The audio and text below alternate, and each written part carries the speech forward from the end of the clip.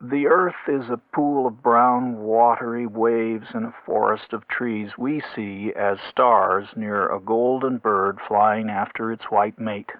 There is such an intense brightness that we can't really see it.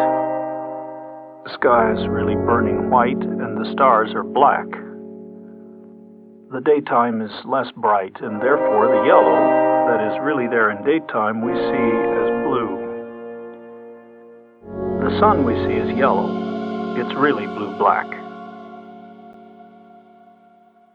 That we see as blue sky is burning away the black spot of the sun. And the sky at night is burning away at the black stars.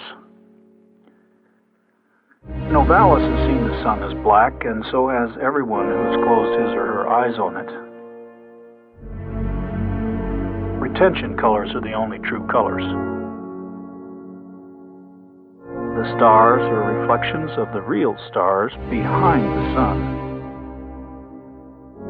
In truth, it is an old fire. The stars are small sparks.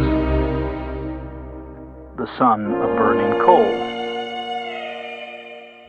The black of the sky at night is ashes. The moon a bubbling drop of water. This is the same with us, i.e., as the universe burns, so do we. Our heads contain water very much like the sky holds moons. The burning in us keeps the water in our heads boiling and sputtering. The sky is the dead, decaying body of God. The stars are glittering maggots. The sky is a cup of tea which the earth drinks every day, then at night inverts the cup to read the leaves. It is the back of a blue dragon, and we are the eye of the dragon watching him die. The sun is the blood hole.